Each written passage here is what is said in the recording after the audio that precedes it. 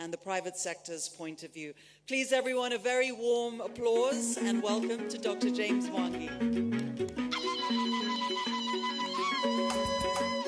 Hey, bana ba Kenya na mukesenti mulembe lundi waya mumbe kama bimwelezera ko bulayi bwa kuba nenda kama tunda ko buru mu Kenya waya mumbe kama bimwelezera ko bulayi bwa kuba nenda kama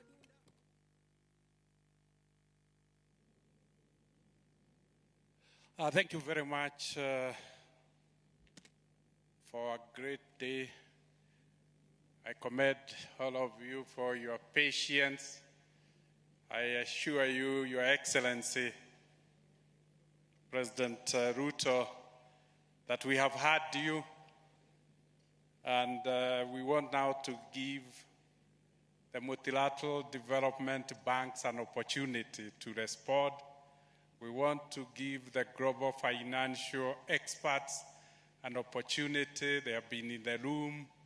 They have heard what has been said, and hopefully they can give us their way forward to the issues that has been raised by the African leaders and the private sector.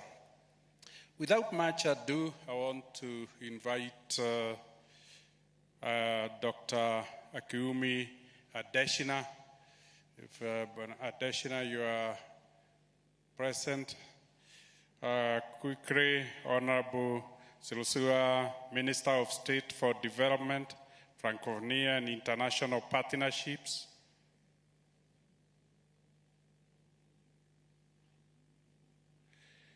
Honorable Babel Kolfa, Parliamentary State Secretary, German Federal Ministry of Economic Cooperation and Development. Alexia Tutor, Assistant Secretary of International Trade and Development, U.S. Secretary, U.S. Treasury. Body Deputy Managing Director, International Monetary Fund. And last but not least, Axel Van, Senior Managing Director, World Bank.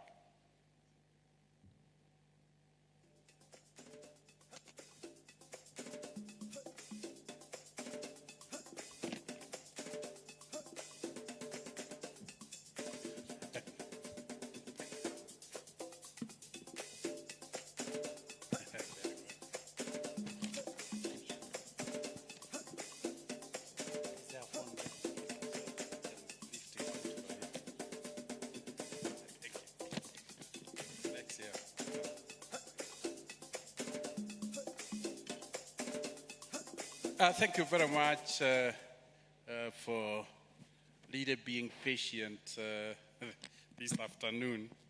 It was really great listening to the African leaders on the issues of finance.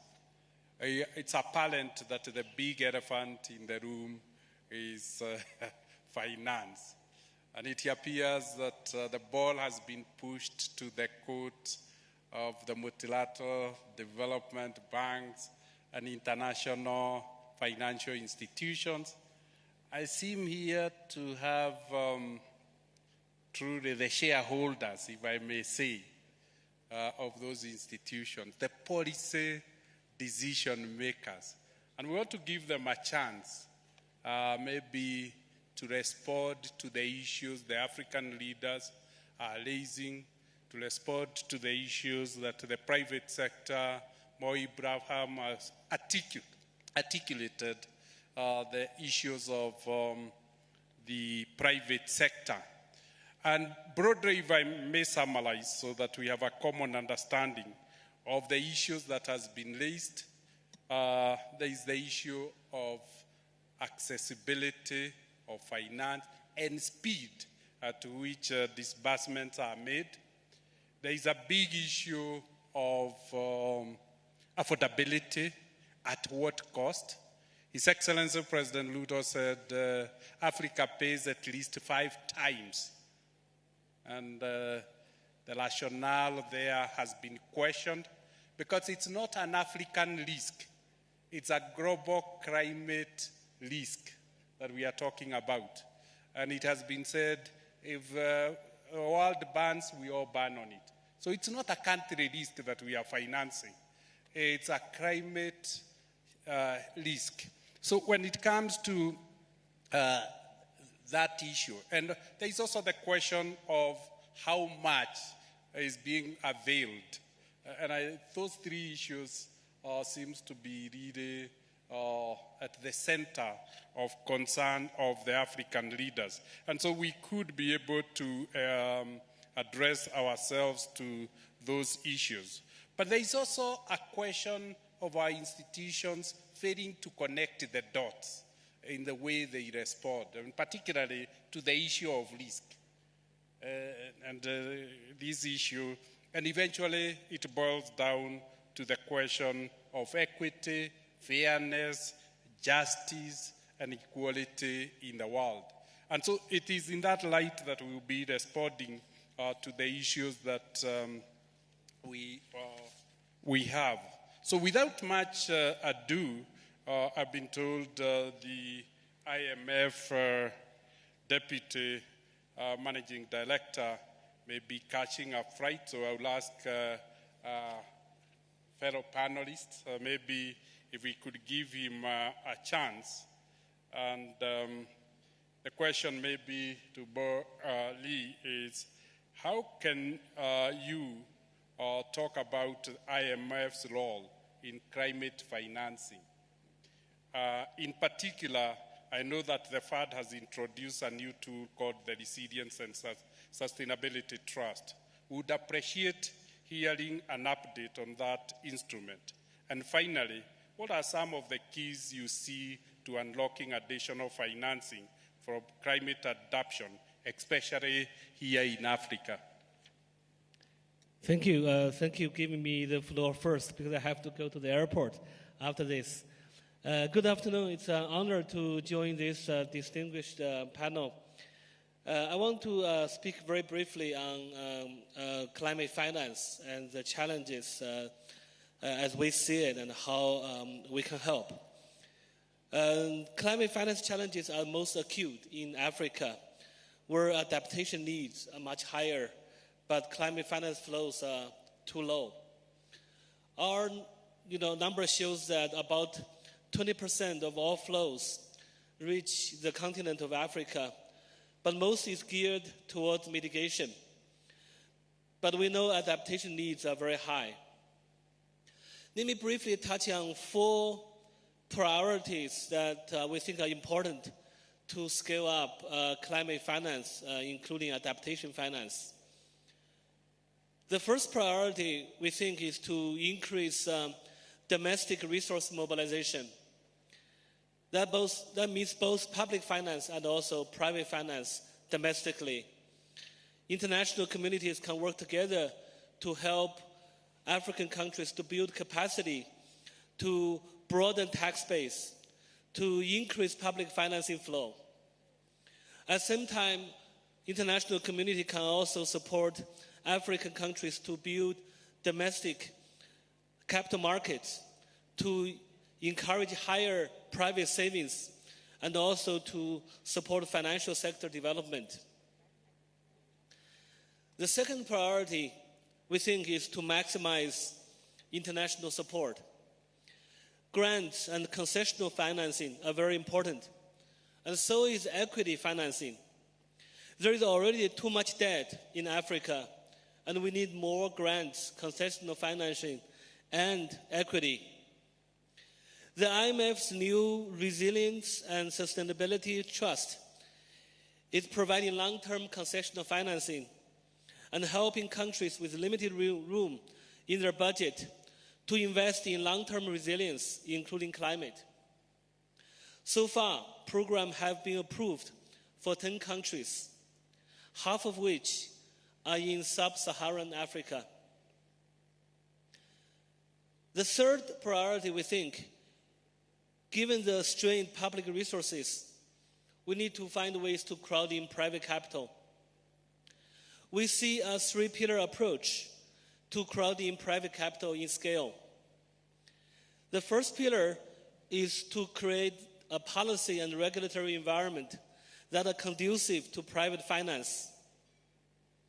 The second priority, we think, is technical assistance and capacity building, such as green public financial management, climate public investment management, and project preparation. IMF and MDB partners, we do a lot of technical assistance to support African countries to improve their capacity in these areas. The third pillar refers to innovative financing solutions and financing arrangement that can promote public-private partnership. The keywords here are de-risking and blending.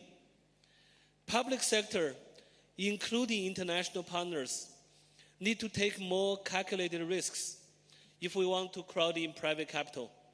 I stop here. Thank you. Thank you very much for that great contribution. Let's turn to Honorable Crisora. Crisora, France has commendably played a global leadership role in the conversation on both climate finance and reform of the global financial architecture. A key issue that has emerged in this conversation is the role of the G7 and the G8 in both mitigation and adaptation finance, especially with regard to the realization of pending pledges and commitments. And what is in the progress of on France-led initiatives like the new Global Financing Pact? What do you see as challenges in delivering the new Global Financing Pact and architecture?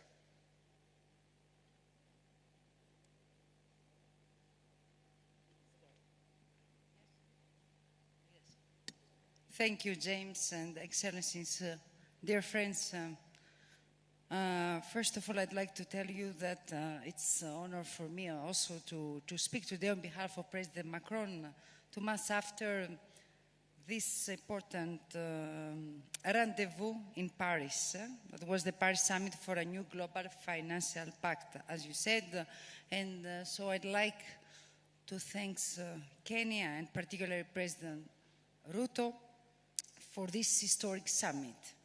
So, as you said, we listen the African friends and African voices. We listened today, but it's for many years that France and the European Union, we listen the voices, the priorities, but also the solutions. So I think you asked me about G7. I'd like to speak about my country. And in European Union, it's the same, but I would like to speak about France because I think we believe in leading by example. And we believe on SDR reallocation and what we did, you know, with 40% of French SDRs reallocated towards vulnerable countries. We deliver on climate finance with 6 billion euros per year for our partners, 23, I see my colleague from Germany, 23 billions European Union, that is, we take our responsibilities. We deliver on debt treatment in the Paris Club and common framework. This is important because we speak about G7, but it's the time to say what we do, each of us. And now, as I said, we make our part, but we see also the global injustice, James. And it is true, as you said, that you have to build now a more inclusive and just international financial system who can fit the challenges of the new century. And so you spoke me about the Paris Summit. It was the beginning, and now we continue here in Nairobi, and all together we hope to arrive to COP28 with some results. In Paris, we achieved some important results, the first results. The first was to put together all of them, G7, countries from G7, from G20, the international financial institution, the UN, the small islands, because only together we can build something new. The second is that we have absolutely to restore the trust. If there's no trust, we cannot go forward. And that's why I told you for the first time, we achieve the targets, 100 billion for SDRs and climate finance, and the debt of Zambia, that was very important. So, last, I'd like to say that we propose also a common roadmap, and this roadmap that we call Paris Pact for People and Planet, it is simple.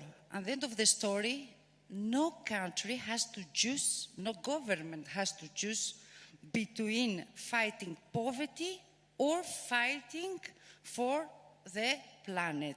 So it is very important. The second thing that we believe, all of us, because there are 30 countries who signed and we believe this roadmap that we push, it is that each country must be able to define their own strategy. And we have to just to support them. And of course, as you said, also the colleague, they said more money, and not only public money, because we put the public money. How the private sector will come, how we can create this shock. So just to finish, I'd like to say that we see two major issues for this climate summit in Nairobi. The first, that we have to advance the discussion on international taxation. This is very important. The second one, yes, everybody has to participate if we want to save our planet. So tax on fossil fuels, on shipping emission, financial transaction could unlock massive resources. And this is very, very important. And of course, we spoke about the debt. The debt, yes, we cannot cancel the debt. There's not a magic, but it is not acceptable that African countries spend more on debt services than on climate action. So we have to strengthen the things that we have, like the common framework. And this is something that France and many of us, and of course I think the European Union, we believe. And I'd like to say that President Ruto said that global north versus global south narrative is not possible. I would like to say that I disagree. I totally agree with President Ruto, and I don't like this division. There's not global north and global south. There are global leaders and global laggards, and there are both in the north and in the south. So Kenya is definitely a leader. I think France and EU, we are a leader. So thanks, James, and. Thank you very much. It's really, we have been brought to a common framework of decision making, irrespective of whether south or north. Thank you very much. Let's come to you, Honorable Barbara Kolfa. Germany has been a significant player in the global conversation on climate, finance, and the reform of global financial architecture. What elements do you regard as the most pertinent when it comes to leveraging more climate finance? And what are the biggest challenges in realizing them? Which steps is Germany taking to enhance climate finance? Well, thank you. There's so many questions. I was just wondering if there's a fifth one coming. So, but thanks, James, for the questions. And thanks for having me at that conversation here, because I really want to underline what also Chrysula was saying. I really like the spirit of this summit, which is a spirit looking for solutions for global challenges and global big problems. And I really want to thank also the Kenyan government for inviting us and for having us and for pushing us forward. That is very important. I think it's crystal clear. Facts are telling us, researchers are telling us, we have to act now. That was the sentence I heard most in that conference. We had all the facts on the table, but we have to act now. So there are, in our opinion in Germany, two layers, I would say, where we have to act. The one is nationally, what we can do nationally on mitigation. I think there is no country in the room who has not room for improvement and becoming better in fulfilling the Paris alignment and really reaching all the national targets in reducing carbon dioxide and equivalents. That is the first challenge, and that's a financial challenge also. But secondly, it's of course about international climate financing on mitigation and on adaptation, so both. One point I would love to say is I think we also have to stop promising at conferences there. We have to deliver. That is coming from the discussion to the action. I'm very glad to hear from my colleague from France about the 6 billion France is fulfilling this year. I'm very happy that we have figures for 22 now that we fulfilled in 20